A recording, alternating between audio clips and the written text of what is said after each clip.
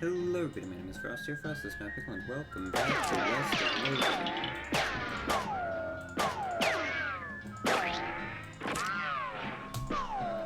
It's been a while, so I don't really remember what we were doing, where we needed to go.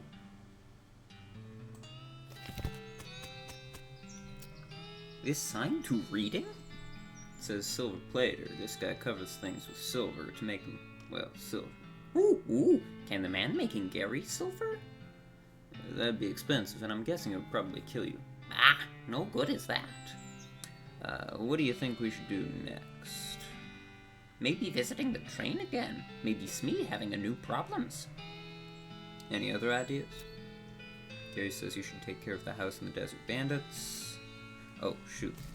I wanted other ideas besides that.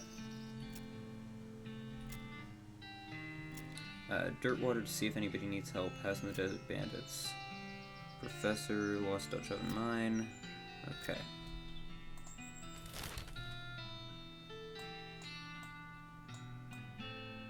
Where is the mine? Ah, there. You come across a goblin marching around in the woods. They're taller than a typical goblin, probably because their boots are taller than typical goblin boots. In fact, these boots are so tall they must be half stuffed with socks to keep the tops from jamming the goblin in the groin. The goblin sees you and marches over, attempting to look intimidating instead of awkward. Hey, human! Hey, what are you two doing in this place? It's my ground to stomping. Do you mean your stomping ground? What? I will talk to it with goblin tongue. Your boots, which are very tall, I am seeing? Yes, tall boots to having, so also tall am I. That's cool, but they are uncomfortable seeming, very. I too having no sensation in my feet now, so this is fine. I do not have Outfox in 3. Dang it. Alright, lost Dutch oven mine. Right, I need stench resistance. That's what the problem there was. I don't have everything for the house in the desert. Let's head down to Dirtwater. Your booze sense alerts you to the presence of a rock. Confused, you move the rock. And sure enough, there's a bottle of booze behind it. Got an item. Cheap wine. Label says it's from Italy, so it can't be that bad, can it? Oh wait, it actually says it's from Utah. Phew! You were afraid for a second your booze sense had been replaced with some kind of rock sense. Good news.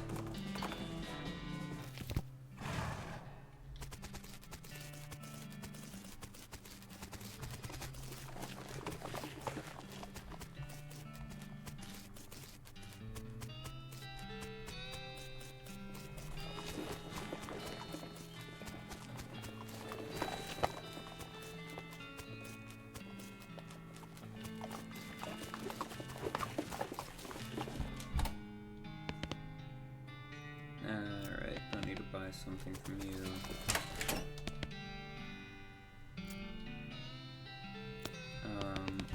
Just poking around to see if anybody needs help. You don't need anything, we supposed to use for. You're just a shop owner.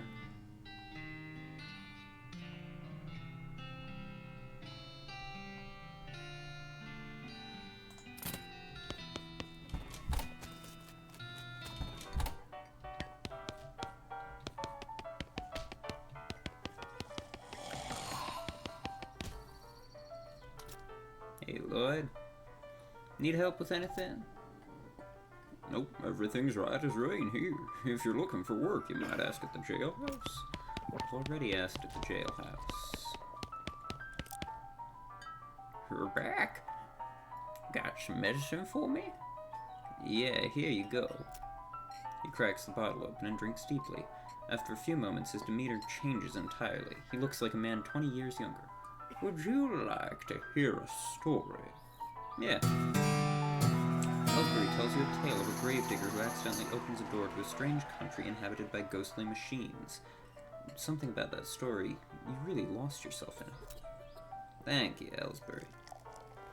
A If you ever wanted to express your gratitude in a more tangible way, you know the trick. Leave him be.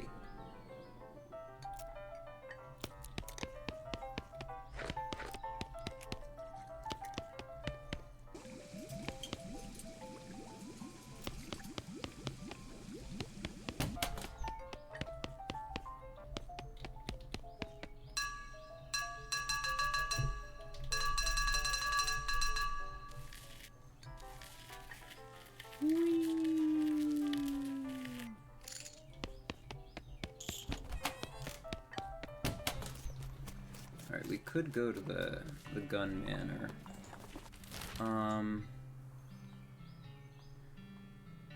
See, the problem is I don't remember how many of these were just random locations we found and how many were, like, actual things that we... Snake Pit Mine! Let's go there now.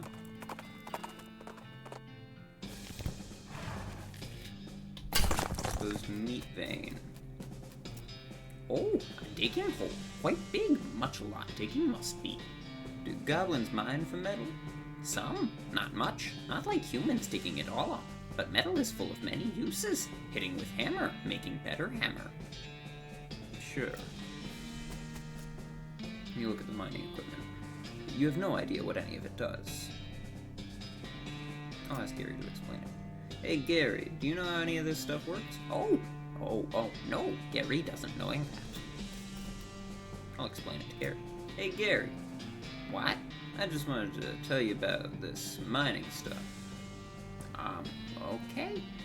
So this first machine here, this is an automatic shale dredger. And this thing over here, this is used to extract mixed rubble and then flatten it. Gary sighed. Okay, I'll stop, Gary. Ah. You look at the mining equipment. You have not. Okay.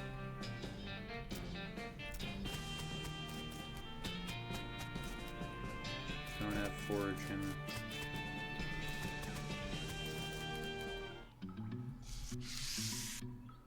Pile of loose boards. You can see a snake coiled up in the little hole. Pull it out and fight it. Or pull out and punch it.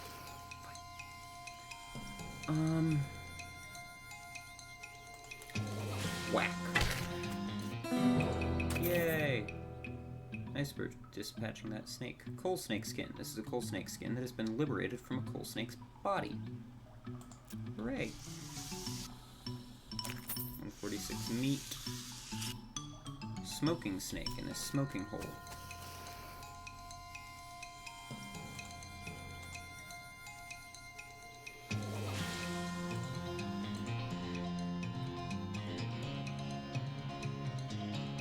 Bean shield. Bean golem.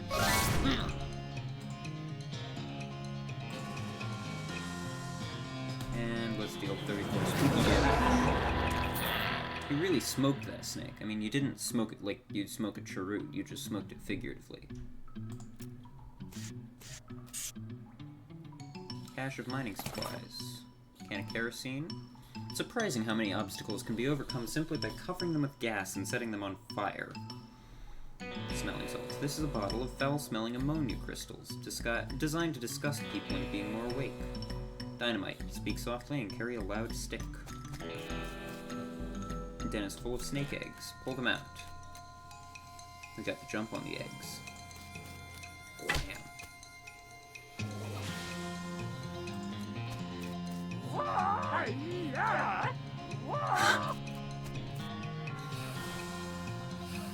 Shoot, they hatched.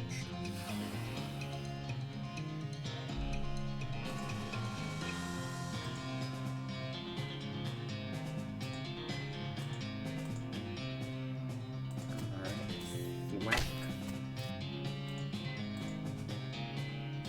Can Gary do that?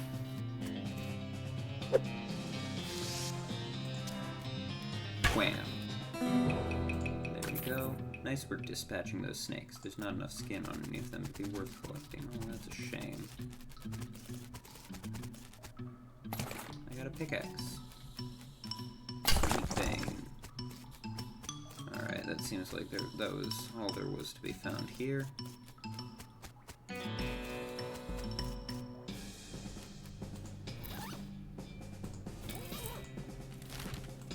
Let's wander a bit more. Secluded cave in the near distance. Exploring it would definitely be a good use of your time. Shaggy Dog Cave. Still don't have foraging. So, a cave here. A cave to storing the shaggiest of dogs? It's probably just a name. Why to naming it this if without dogs? Well, maybe we'll find out.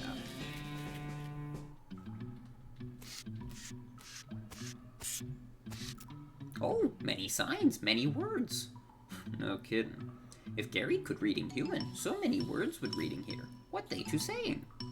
Guess I'll find out. There's a plaque bolted to the cave wall here.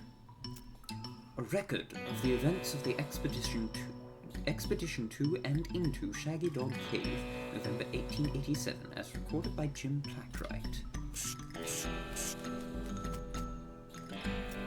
Having acquired through various and sundry means a story which is interesting in its own right, but better saved for another time, a map purporting to lead to a large cache of jewels and ingots of precious metals hidden by the infamous highwayman and train robber Black Coal Jr. in the years before the cows came home. I, Jim Plackwright, along with 3 compatriots, those being Nathaniel Wyman, Cyrus Howard, and Douglas Watts, set out to find Shaggy Dog Cave and the aforementioned treasure. Of equipment and provisions consisted of 1 cart and a horse to pull it, 4 additional horses to be ridden, 2 shovels, a spade and a mining pick, a large coil of rope, 1 large basket of eggs, as well as an assortment of other trail provisions and cookware, my own collection of blank plaques and engraving tools, 1 large and shaggy dog, and a buttful. After traveling for 2.5 days to the south and east, we arrived at a small town named Dirkwood, the largest settlement in the vicinity of Shaggy Dog Cave. Leaving the dog to watch the horses, the 4 of us entered the local saloon and each ordered a beer, except Cy, who was satisfied with water. I'm gonna turn the music down a bit. There we go. The barman provided our drinks as requested, and then withdrew a small wooden box from underneath the bar, asking us if we'd care to witness something real interesting. Considering that we still had quite a few hours left to travel, we politely declined, and asked him if he knew the way to Shaggy Dog Cave. He replied that he had never been there personally, but gave us rough directions, which correlated nicely with the notes on our map. Upon leaving the saloon, we discovered to our dismay that some unknown villain had tampered with our wagon. Fortunately, the only supplies missing were the buttful and the entire basket of eggs, apart from one that Doug had concealed within a pocket for safekeeping. We also discovered that the dog had absconded with one of our horses, forcing Nate and Cy, after a drawing of lots, to share. After acquiring a barrel of fresh water for the trip, as well as a replacement buttful, we headed out into the open desert. The sun shone down mercilessly upon us, though we took small solace in the fact that it would have been far more intolerable had we made this expedition during the summer months rather than November. In order to pass the time on the trip, and resist becoming dazed from the heat and susceptible to desert mirages, we exchanged stories of our youth, which I will not be retelling here for reasons of length. Thank goodness. However, I will relate to you 3 odd occurrences that happened to us during our trek through the desert. The first was 2 or 3 hours out of Dirtwater, when Nate noticed a glint of sunlight upon a metallic object partially buried in the sand. This was revealed to be a brass oil lamp of foreign design and manufacture, which fortuitously still contained a quantity of oil. Deciding this might come in handy, we stashed it in the wagon with our other tools.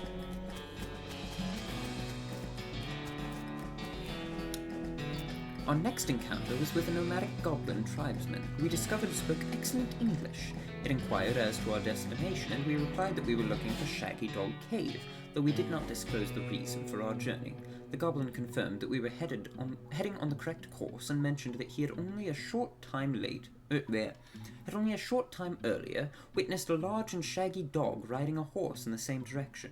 We all agreed that this was an unusual sight indeed, and continued on our way.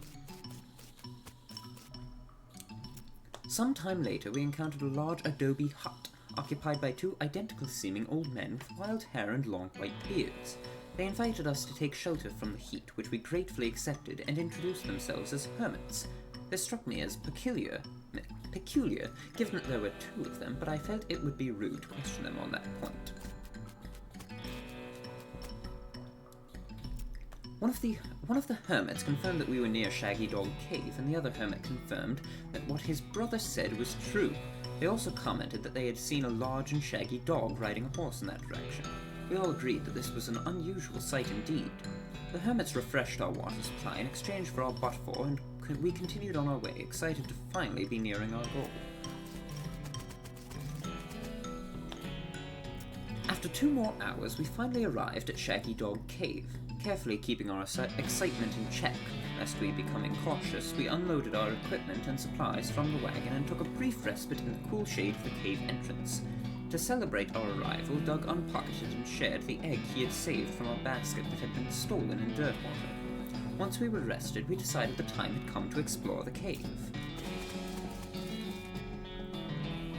Discovering that we had neglected to pack torches, lanterns, or any other light source with which to illuminate the cave, we declared that it was indeed fortuitous that Nate had discovered that antique oil lamp during our travels. He gave the brass a quick shine and then lit the wick, and we were relieved to discover that it lit easily and provided a very adequate amount of light.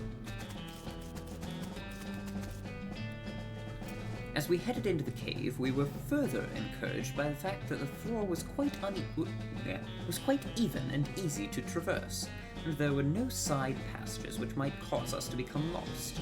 Despite this, I resolved to hang a number of plaques to mark our progress through the cave, and engrave them with the tale of our journey, such that others who discover the cave after us might be entertained and edified by our story.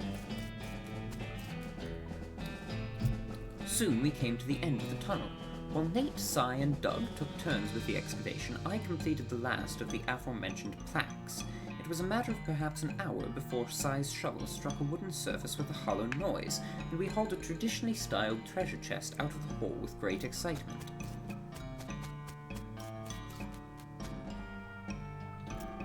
The chest was locked with an ancient and rusting iron padlock, which broke easily from a single swing of our pickaxe. We opened the lid slowly, and the flickering light of the antique oil lamp shone brilliantly upon jewels of every color and shining ingots of precious metals, just as promised by the legends of Black Coal Jr. Joyous at our triumph, we loaded the chest into our wagon and began the journey home. Thank you for reading, and may your own endeavors be equally successful. Signed, Jim Patright. Great. Well, let's just crawl our way back to the entrance then. How long did I spend reading those? I'm gonna have to go back and look when I go and look at the video. We're at 18 minutes in the video now. 18 and a half. And I'm guessing at least like half of that was just spent reading these plaques.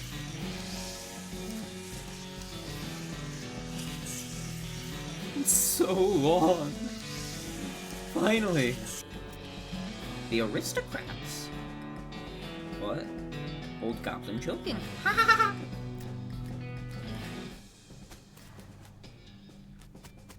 Gary. You should not be telling such jokes. Alright, let's wander. You find a crate lying by the side of the trail, its lid knocked loose. It has fell off the back of a cart, LTD. Fell off the back of a cart limited, stenciled on the side, which seems a bit on the nose, but hey, free stuff is free stuff. You fish through the crate and help yourself to the meager, but free, contents. Depressed rancher candy. Like all things for ranchers, this candy was a lot better before the cows came home. Handful of nails. There was a time was these would have been brads, but nowadays, man does not live by brad alone. Let's wander some more. You come across the corpse of a cowboy.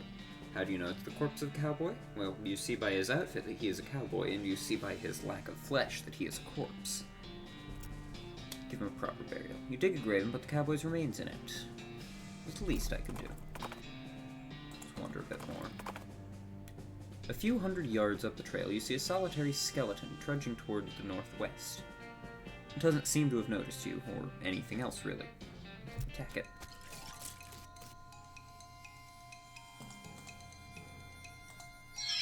Oh. Bam! You won! Hey, skeleton, sucks to be you. We'll wander one more time. Your El Vibrato transponder starts beeping. You follow it to a small outcropping of El Vibrato ruins in nearby creek bed. Quite a few bits worth keeping. Excellent. Let's head up to the railroad camp. Prospector's nostrils flare, and she suddenly zags off the trail into some footholes, eventually coming to a stop outside a very fragrant mine. Soup stock load. Stop and smell the soup. Don't have any foraging. Yucca yucca. Hello, Gary. Oh, wow. Yikes. What's up, Gary? Weird feelings. A sensation of puzzling. Huh? From that direction coming. Discovered the West Pole. Am I forgetting anything? Thanks for the reminder. Somebody bent their yucca. This pile of tailings smells a lot like onions. Gain some meat. Soup stock load, level 1. These lockers have been pretty picked over. Kerosene, smelling salts. Thermos of spiked coffee. When you work deep underground, it's hard to keep track of whether it's the appropriate time to drink whiskey or the appropriate time to drink coffee. Eventually, you just stop trying. I don't have wick-pocking? Lock-picking, too. Boiling soup. I don't have a vessel for the soup. Dang it. I don't have anything I need for this place. Cultist mask.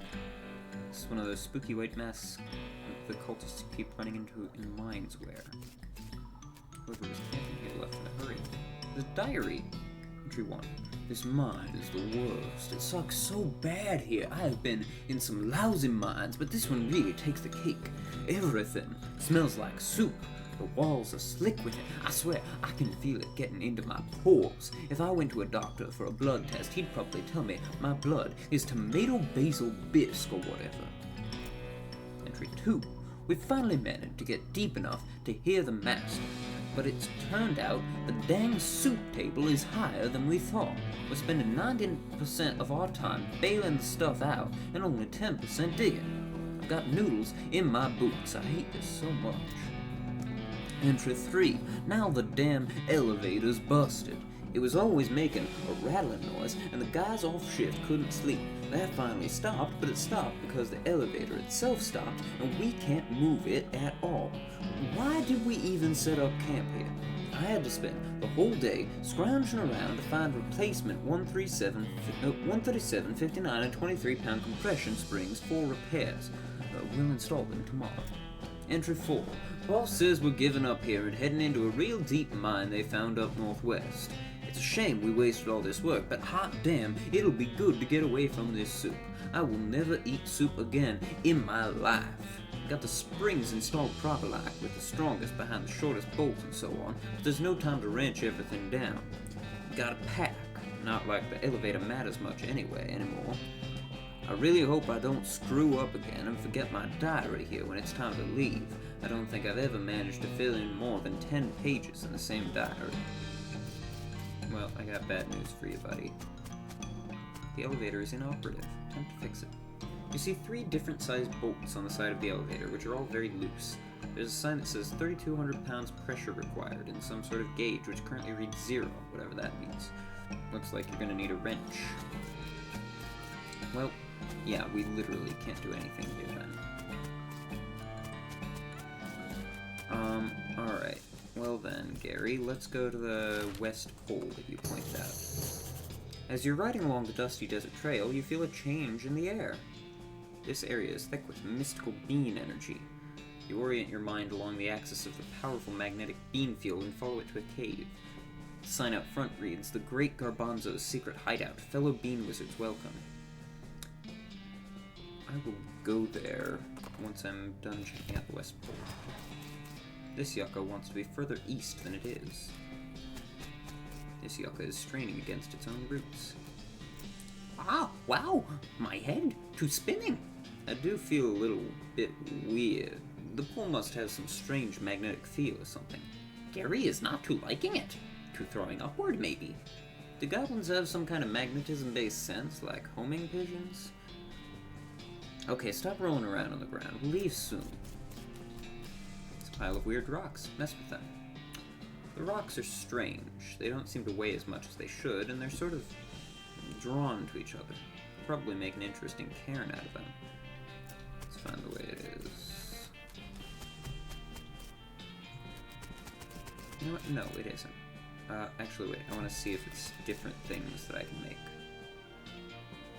No, okay. So we'll make something powerful. Ooh, I have a lot of options.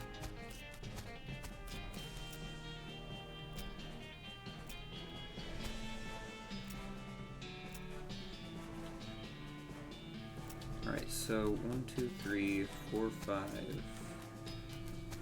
Nothing special about it, apart from the fact that it isn't in a pile with the other rocks. Pick it up. Oh, it's way heavier than it looks. You can't budge it at all.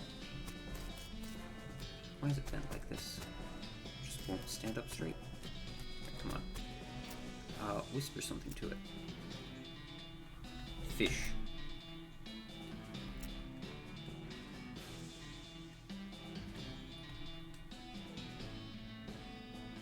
Spin.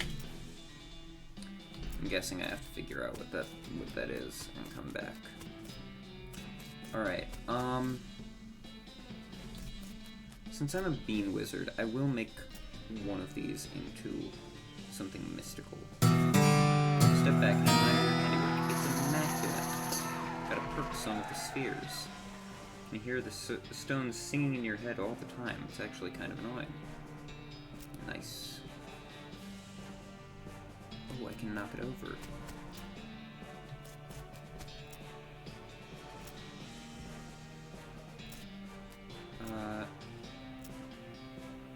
Make balance stack. Nice. Okay. So I'm guessing I get perks if I make it into the 3rd level.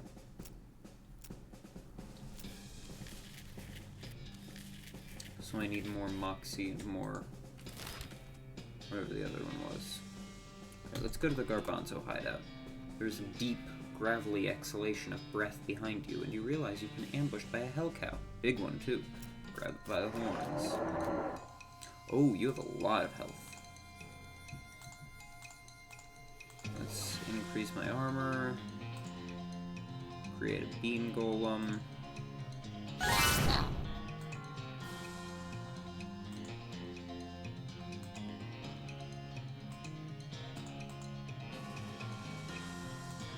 Let's do fire damage.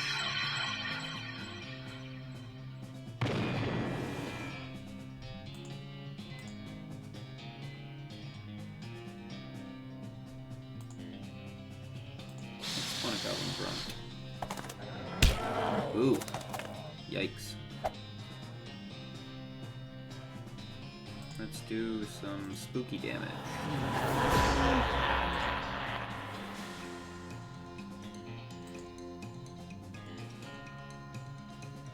Scary food is not going to be very effective here, so we'll try and do the spore.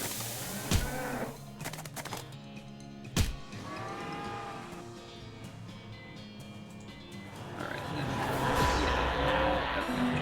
Nice. You made mincemeat out of that walking side of beef.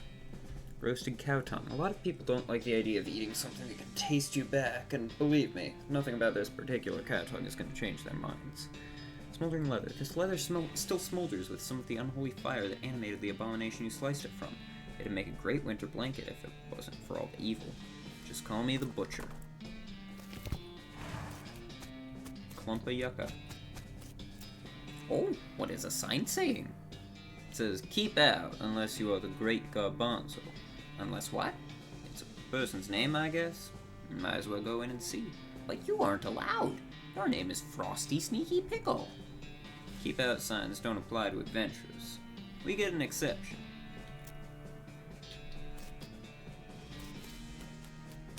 Yow! Eek! It's a revolting sofa. All-purpose beans. This is a bag filled with mixed beans, not in the sense that it contains some of every type of bean, but in the sense that it contains every bean. But in the sense that every bean it contains is a mix of every type of bean. It can serve any purpose if you are a master chef. Most of these books are too fragile to touch, but there's one that looks like it's in decent shape. Beans Illustrated. It's a crumbling old tome of bean recipes and general cookware tips. You read the book, memorizing each and every recipe. Master cookery, your cooking skills have boiled over and splattered all over the sublime. You are a preternaturally good cook. Unfortunately, the book was so fragile that your close reading caused it to crumble to dust. Oh well.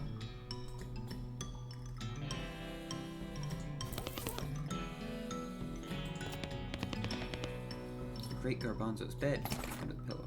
All-purpose beans. Nice. Sense of positive bean iron. Mine it. Bean iron nugget. It's a nugget of iron shot through with cosmic bean energy.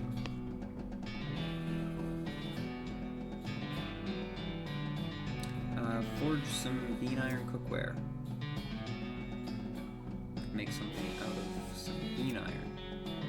Mind reaches into the bean iron to see what shapes it conceals. You detect 3. A spatula, a skillet, or a badge. I won't make anything just yet.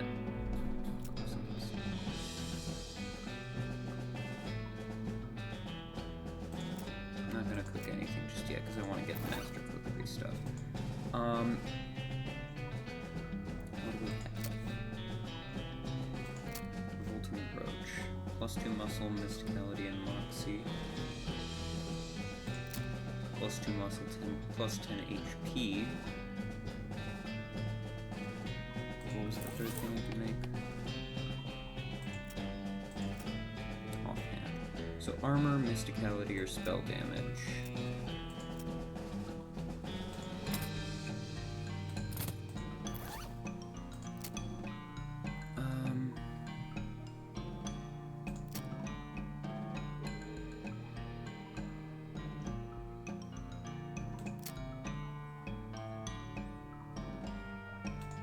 +5 spell damage.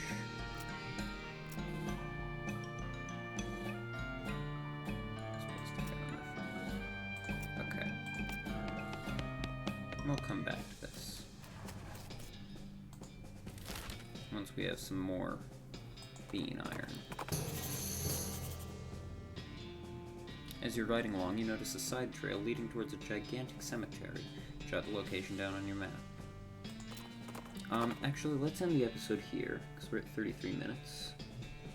So, to the people on YouTube, thank you very much for watching. If you enjoyed, which I hope you did, feel free to hit every button you can find on YouTube. I will not see you in the next one, because I'm looking at a webcam, but if you choose to watch it, you'll see me in the next one. Farewell.